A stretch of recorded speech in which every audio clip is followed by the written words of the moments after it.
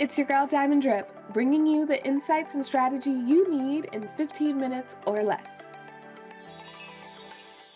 In this week's episode, I'm going to be talking about my top podcast tips. This came about because I literally had 3 people ask me about either being on a podcast, starting a podcast, or something to do with podcasts this week alone. And so, based on the fact that I am doing this podcast in 15 minutes or less to bring you value, it seemed pretty valuable to talk about my top tips for recording or starting a podcast. I had the privilege of discussing these tips with one of my good friends, Kim Byers, who wrote the book, Grief Almost Had Me. She is thinking about starting a podcast, and this leads me into my first tip. Always, always, always be thinking about what could be useful information that you're constantly saying over and over again, because I hadn't recorded a podcast episode for this week yet, due to the fact that I was planning my signature event, which went really, really well. Unfortunately, that meant that I had to record our conversation on the phone so that I could edit it and put it into a podcast episode for this week. So I'm pretty sure one of the tips I give is to make sure you have at least 2 or 3 episodes lined up before you officially launch. But more on that in the actual episode. Because this was recorded on my phone, you'll see my background for the YouTube video portion. But yeah, here we go. Kajabi is the host. It's where I host the podcast. It's where I set everything up with the thumbnail. And then I linked my Google Podcasts, Spotify Podcasts, and Apple Podcasts to the Kajabi backend. Because from what I'm told, those are the big ones. And so they distribute to all the smaller ones. Apparently, there are like over 190 different podcast channels of distribution. And so as long as you're on the major 3, then they distribute to like all of the smaller ones. In addition to those, I'm also on YouTube. When I record my podcast sessions, I record them on Zoom so that I can get the video, and then I normally will like change my background for every episode, and I'll get the video, I'll enhance the audio so that it sounds good, it's all like smooth and whatnot, and then I get to distribute the audio on the 3 podcast channels, and I just upload the video to YouTube. As far as your audio editing, who do you use? I have the Adobe Creative Cloud suite. I have Canva, but I don't really use it. I use Adobe Creative. I use Premiere Pro, but Premiere Rush is like their light, Lite version of Premiere Pro. And I use that for my audio. On Adobe, they have this thing, it's like enhance.podcast.adobe or something. That really sounds wrong, so I'm pretty confident that's not it. But it is you just drag and drop your audio file, and like the AI will clean it up, and it's like a little gauge thing where like you can adjust it like 100% the audio is cleaned up, or like 20%. So you can like play around with it and figure out which one your ear likes best. Audio is important, especially on like the podcast, because every time I release an episode, I do the car test. So I play it like while I'm driving somewhere in the car, because that's what a lot of people are doing. They're listening to it on their way places. They might have it in their headphones. So I try and make sure that there's no like disruption, like no loud pops, no, and the AI software helps control a lot of that. But it also depends. It also depends on how you record. So tips on recording: get a good mic, because the better your mic is and the more quiet your room is, like down to the air conditioning cutting on and off, like there's a difference. Everything has sound. Like making sure that you control it as much as possible every time so that it's easy to just clean it up. When you record, I suggest using a script, but that's just because I feel like I ramble. Like, even now, I know I'm going to cut some stuff out, but like even now, this is like 11 minutes. And the whole thing with my podcast is business insights and strategy you need in 15 minutes or less. So I did that for a reason, because I know if I ramble, then I'm going to go off on some tangent like how I'm not about to right now. And I'm going to like lose some people.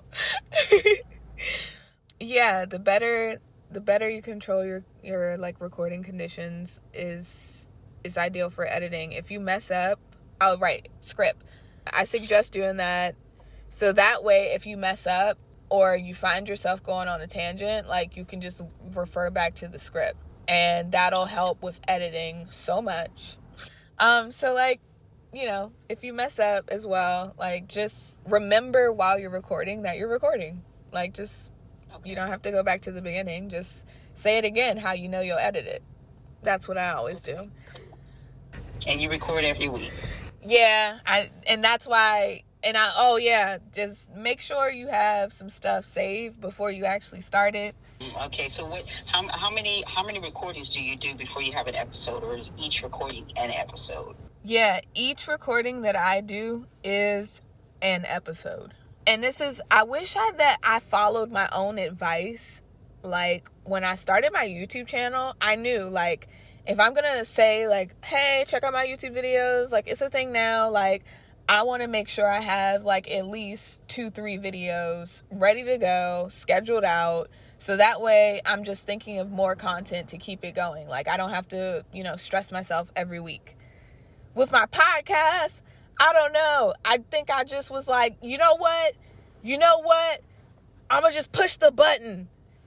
Bump it. I'm starting a podcast. I'm doing it. And then it was like, snap. And then I recorded a trailer, and that was cool. And some people downloaded it. I was like, snap. People are waiting. Let me record. And now I'm in a situation where I was like, snap. This is useful information. I should record this, because I told you I did an event today, and my brain has just been in prep mode for that. And then software-wise, is there some other special software that you're using besides the ones we already talked about? I mean, if you want to have fun with it, because it's not hard, if you want to, for the videos, what I do is every week I change the background. Or for season 2, I'm having more guests on. So for every guest, I try to change the background up. And I do this so easily because on the web browser of Adobe Express, they have this text to image, like AI generator thing. I have so much fun with it. Like, every now and then they produce something, and I just carry it with me into networking meetings, because I do a lot of online virtual networking. Like, it becomes a conversation starter. It's like, wow, I really like your background. And I'm like, thanks. I made it the other day or whatever. And they're like, oh, yeah, really? You just make backgrounds? I'm like, yeah, I have a podcast. And then it gives me a chance to talk about my podcast. So it's like a conversation starter. Yeah. So if you want to, like, because you have access to it and it's not super hard to, like, give it some prompts, you can change your background, you can mix it up, so that way, like, even on YouTube, you have, for the people who are watching you every week. I just clicked on generative AI in the Adobe Express, and it comes up with these backgrounds, and I think this is what you were referring to. So, yeah. Text to image, generative fill, text to template, text to effects. So I think those are what you were talking about that will allow me to change my background with different recordings that I've done. Yeah. You export that. You export that in a PNG.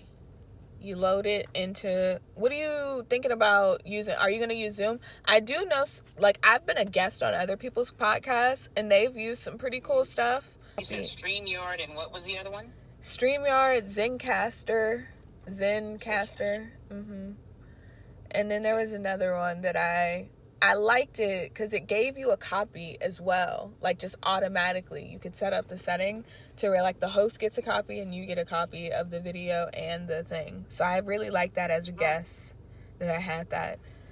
I got to figure out what that link is. Everything I think is useful. I save it as a bookmark because I use Chrome. So I have like literally, I always refer to it as like my magic toolbox. So I think for the most part, just to get started, I have the basic stuff, good mic, quiet room. I can do a script, setting up the teleprompt, just putting the paper up there, making sure it's large enough for me to read. Editing is so important. So with editing, I use, what'd you tell me to use? Premiere Rush. Editing. That's cool. All right. Well, thank you for that info. After getting home, I had a chance to go into my magical toolbox and find the links that I told Kim I would get her. I'm providing those in the show notes below. I hope you found this episode helpful. If you want more specific insights on how you can start appearing on a podcast, I highly encourage you to go to my website, diamonddripconsulting.com, and book a strategy session with me. Until next time.